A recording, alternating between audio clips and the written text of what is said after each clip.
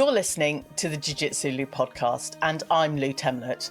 I'm guessing you're having a good day because either you've been on the mats, considering getting on the mats, or maybe you're training as many hours as you can. I'm so happy you're here listening or watching this episode. Please don't tap out before the end. When you want to follow in the footsteps of your sister, continue competing in Jiu Jitsu. I'd like to welcome Lillie Marlow and her mum Kayley. Hi both of you, how are you? Good, thank you. It's lovely to have you on the show, Lillie, and fantastic to have you back, Kayley, because we've met before when you came on the episode with Olivia. How are things going with Olivia? Yeah, really busy, to be honest. I think it's been over a year, hasn't it, since we last spoke. So been busy helping Olivia and now helping Lillie with her competing sort of plans for this year. Amazing. So, Lillie, what we'll start with what's coming up for you in 2025, and then we can hear about when and how you started training jiu-jitsu. So, what competitions are you kind of looking forward to, and what other events are coming up for you? So yeah, I've got a competition soon in February, late Feb. It's Grappling Industries, and I've got some other ones. And I'm talking about obviously flying and going to different countries to compete. Amazing. And I know Olivia had dreams to travel the world, which she has, which is amazing. And you've supported that, Kayley. So tell me, Lillie, about how you started training jiu-jitsu and why, if we can't already work that one out. So I think it was me and my dad that went first. So we just wanted to check this gym out because like, oh, that looks cool. And then I went a couple of times, and obviously my sisters came with me.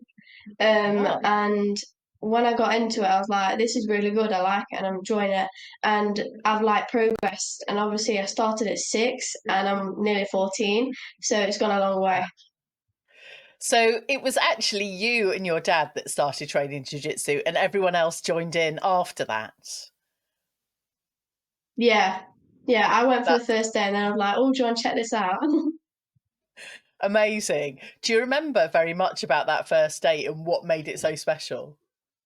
Oh my God. The first thing that made it so special.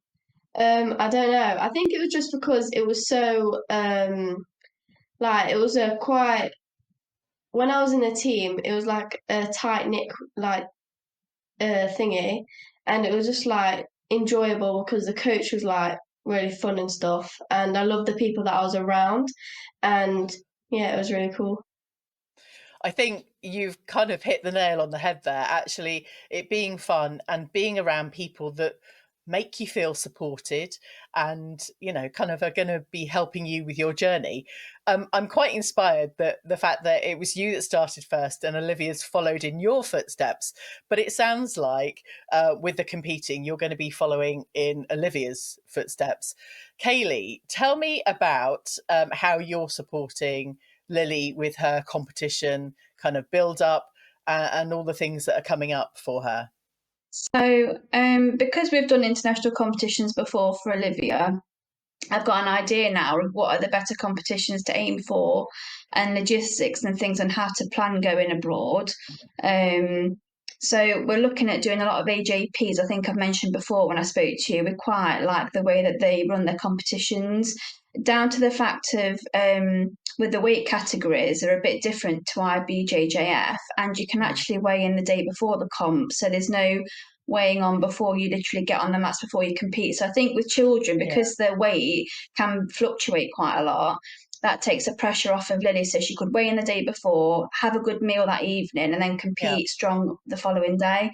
So we'll be doing like Grand Slams, we'll be doing Worlds, so sort of accumulating points. That's the idea behind it, like we did with Olivia, to sort of help with the ranking systems. Like Lillie said, with Grappling Industries, they're quite good for local competitions because it's a round robin, so you get lots of mat time for your money, which is quite good. And it's just taking the pressure off of Lillie, so I can help to organise the travel and everything, so she can then focus on her training. So Yeah. pretty similar to what we've done with Liv. So sort of feel a bit like a pro at it now, to be honest with you. I feel like we've travelled to that many different countries. It's You just a lot are a easier pro. now. I'm a bit savvier with. Yeah. No, it's good. You are a pro. And I think it's really it's amazing. Obviously, if you do something once, you then learn and change whatever it needs to be better. But you've got a competitor, a very kind of full-on competitor in Lillie, which is just incredible. And learning all those things. To just make things easier. I remember traveling to Barcelona for one of my competitions, and actually the logistics went quite smoothly. But actually, if I'd already known some of those things and planned ahead, I might have flown back the next day rather than tried to get home that night. So I guess it's those sorts of things that you've been able to change a bit and adapt. Um, how about language and do you learn any languages when you go away, or some basics? We don't know the language, do we? We don't. We don't. We just get Google Translate on. Do that and look like No, a proper tourist. Yeah. no, that's good. Although Not Olivia does it, don't she? Yeah. She's started learning Brazilian and Portuguese and everything. So wow. when we went to Lisbon for the Euro, she was literally fluently speaking. So yeah, Wow. she'll help us out, I'm sure. No, I think that's where my mind was going. I've seen Olivia posting in lots of different, in a different language. And it just feels really honourable to be able to use, the host nation language. And I guess, for you as a family, kind of feeling warm and supported in the environment that you're going to train, compete, and kind of exist in. But it all sounds incredible fun. And do you travel as a family, or do you send the girls off on their own journeys? Yeah, so when they get to the competitions, I feel as though I can relax a little bit and let them do their thing. They know where the warm up area is, they know where to get weighed, everything that you have to do when you get to a competition.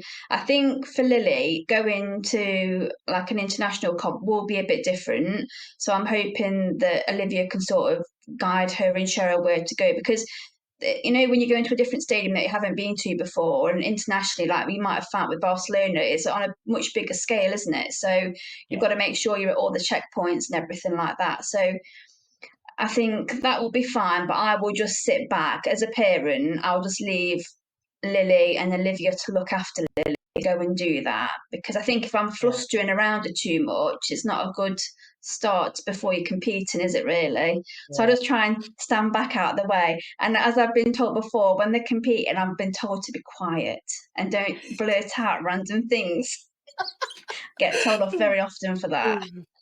Oh, Lillie, how do you feel about mum being there and keeping quiet?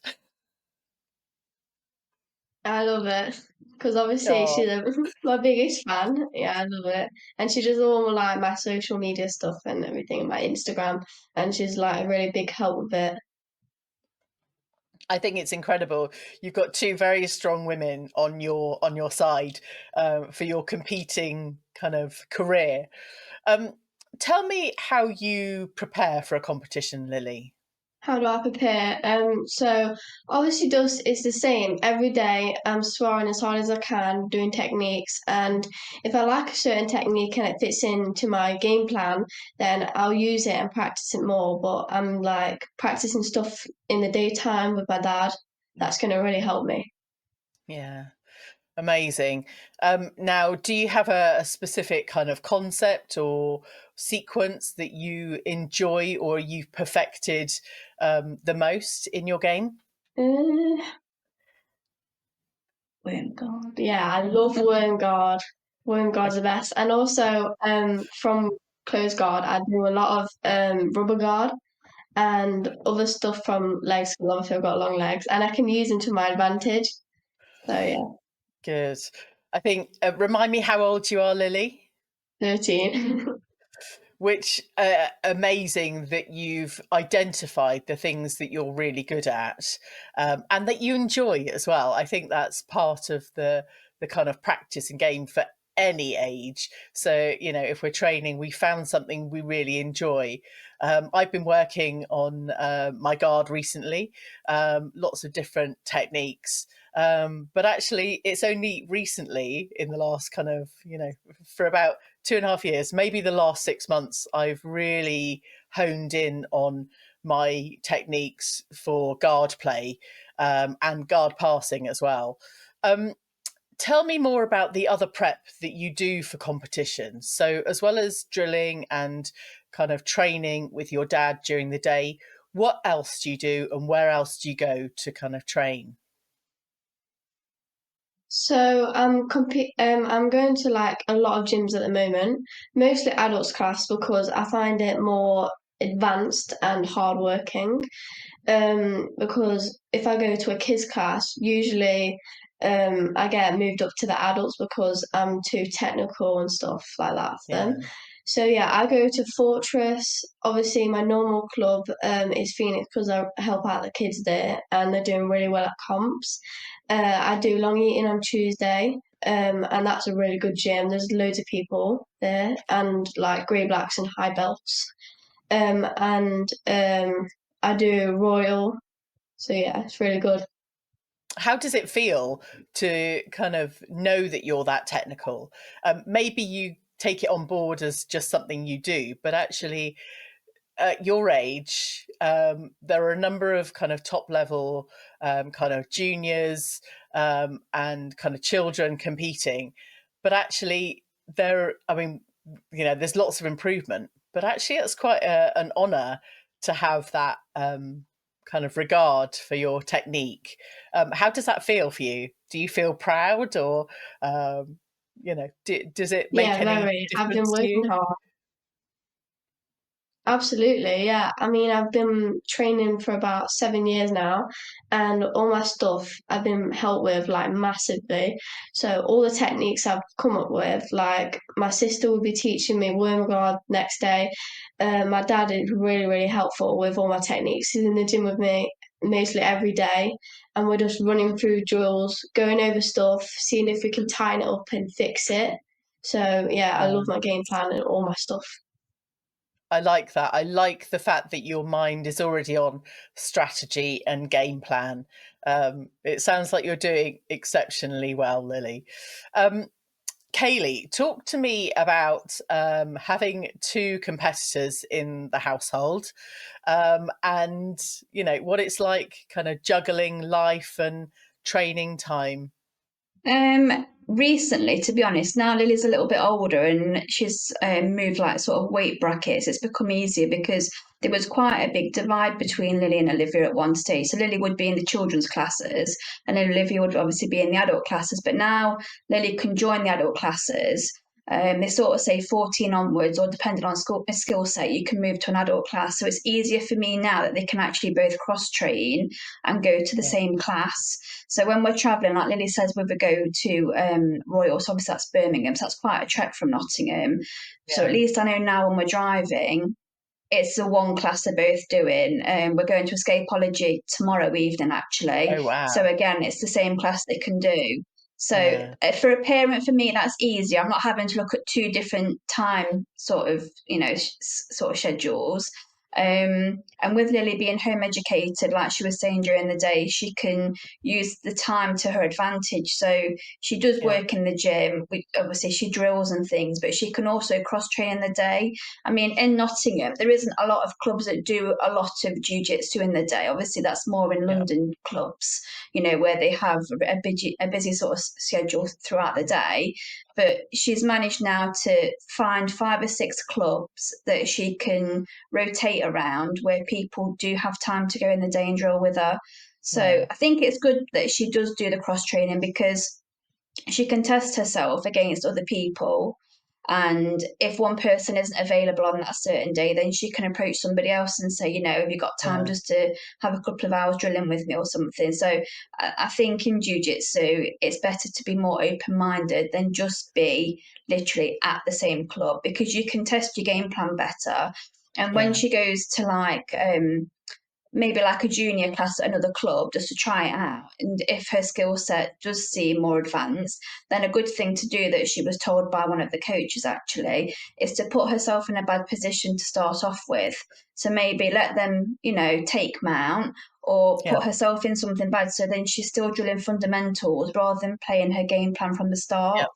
So it's all aspects amazing. that helps her, I feel. I like that. I think that's, really wise being able to put yourself in a bad position.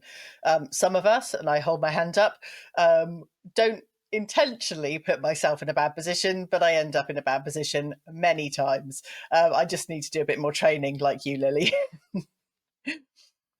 This is a Jiu Jitsu Lou podcast with me, Lou Temlett, coming to you from the UK. Go and check out the latest video clips over on jiu.jitsu.lu on Instagram. And as you're listening or watching on your favourite podcast platform, I'd really appreciate you dropping the show a rating and a review. Today, I'm having a conversation with Lillie Marlow and her mum, Kayley. So, thank you for all of that, Kaylee. I think, being a parent of jujitsu kind of practitioners, and especially for you, competitors, the fact that life has got easier because their abilities and their age and the kind of growth in the sport and the art has progressed, it's easier.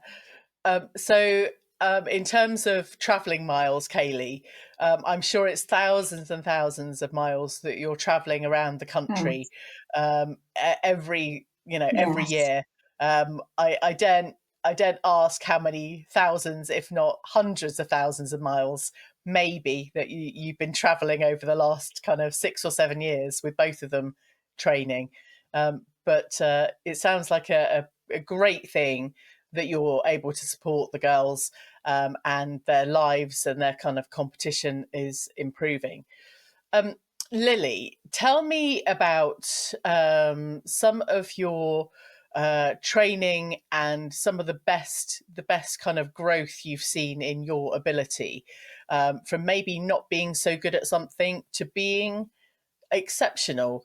Can you talk to me about your journey with some of your techniques that you've noticed? So, I've always been a guard player because my dad's a guard player. And obviously, my dad has been teaching me since I was tiny.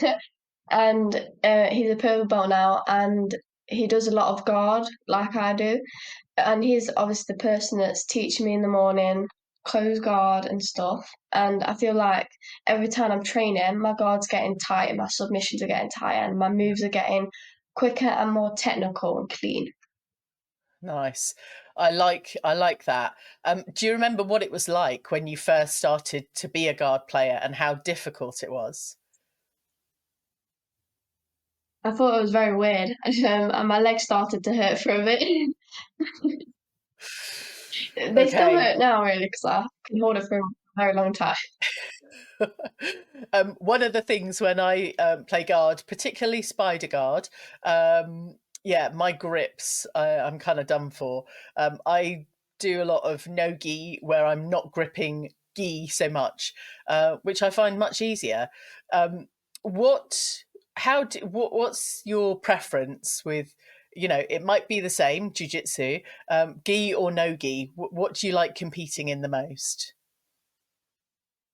So, I think a bit of both really because I want to be doing more Nogi classes on a Wednesday, at Fortress, but we'll just see how it goes. But I love all the stuff in Nogi, how I can use like lapel wraps, and my favorite submission is a bow and arrow choke. And I Nice. love all the stuff you can do with the collar and the grips. But Yeah. I also love my rubber guard in Nogi, and I love how it's like very fast, and you don't really use guard a lot in Nogi because there's no grips. And I'm all Yeah. about grips, so I would have to practice my takedowns, and I love takedowns.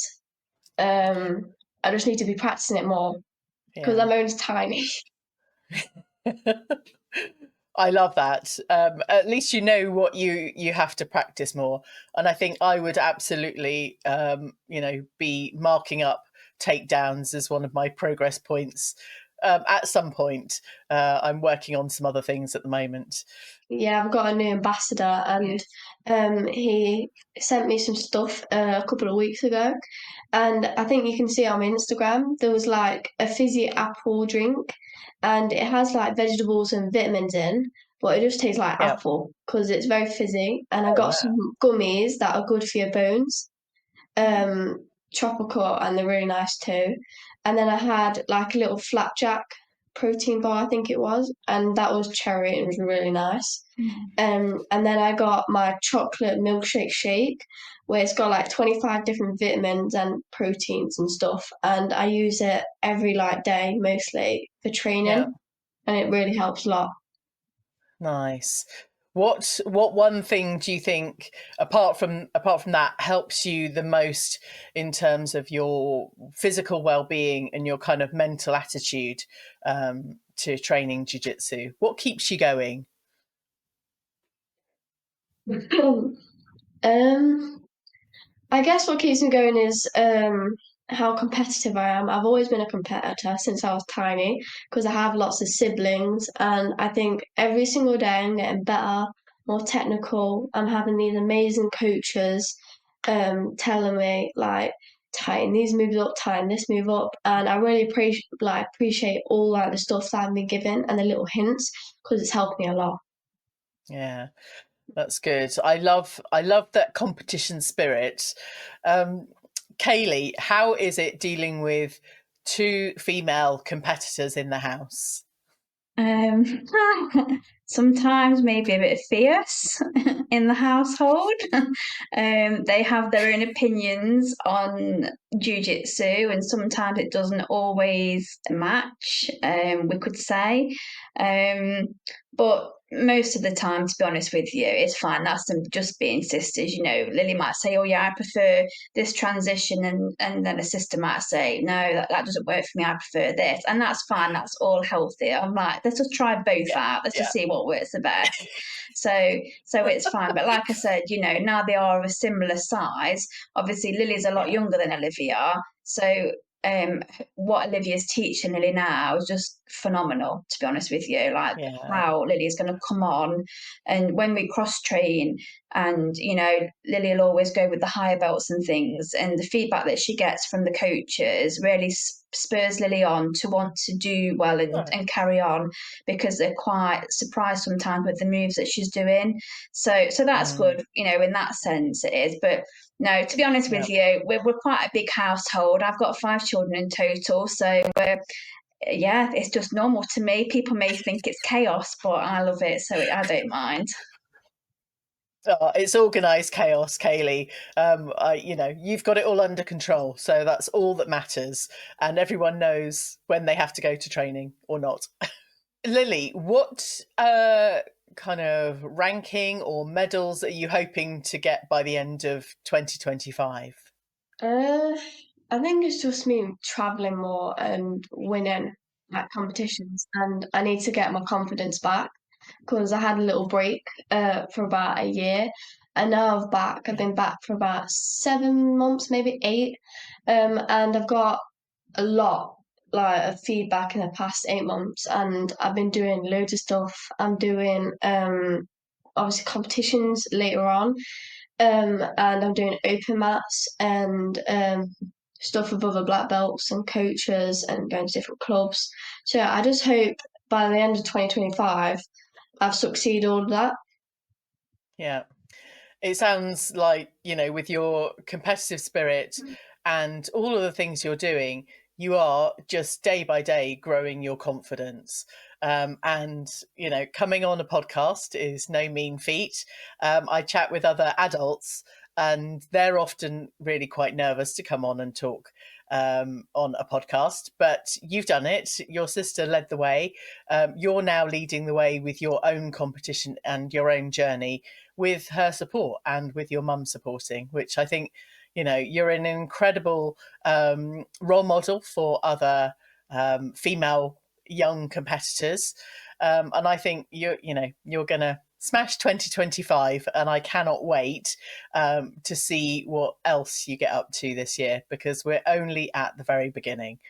Um, Kayley, how can people follow Lillie's journey on social media? Lily's got an Instagram account. She hasn't got any other social media platforms, but it's just Lillie Marlow, BJJ. We try and upload quite frequently, so we've got sort of different things going off on her page. We've got like a drill section just to show the type of work she's putting in the gym during the daytime, putting in sort of ideas about things she's eating. Obviously, her supplements from YSM with her ambassadorship, like the extra vitamins she's taking on top of her food, and then just basically a bit of fun of exploring different clubs in the evening on her Instagram and doing a bit of a tour of the club so people can see. I think it's Yeah, good for younger people because they don't always know where to go, do they? You might go to a club and it's predominantly yeah, really big adults that you really can't benefit from rolling with. So we're trying yeah, to just let a lot of people know, aren't we? Yeah. And like share the open mat events. And when we see different workshops, like we're doing yeah. a workshop with Matt Garner, from Digit Tape. So Yes. he's doing really good workshops. You attended one not long ago, didn't you, as well? Yeah. So Very good. we're and things like that, like Lily's friend Taya, she's going to come up for Matt's workshop. So that's in a week or so. So all the Yeah, children we all tend to follow each other, if they see an open mat yeah, or a workshop or even a competition or a training day. Social media we've found really quite good for keeping in the know for what's going off with things. Just helps me out because I yeah, might miss something. It's fast paced, isn't it? So that's quite good, yes. isn't it? We Yeah. found. Yeah. That's good. I love the fact that you've mentioned Taya. There's, I'm interviewing Frankie shortly, who's over in Ireland. I think it's fantastic that you all are connected, and that you're all going to be kind of growing up through jiu-jitsu. I can't wait to see you as adult competitors. I think you're all going to be smashing it all. And actually, as an adult, there's a lot to learn from all of you, and I think that's something to be said. So I want to thank you, Kayley, for supporting two female competitors, and Lillie, just keep building your confidence. We're all here supporting you. Go and follow Lillie's Instagram account, and we wish you all the rest of the luck for 2025 and beyond. Thank you, Lou. Thank you. You are welcome. I hope you enjoyed this episode. Thank you for telling your friends about this show.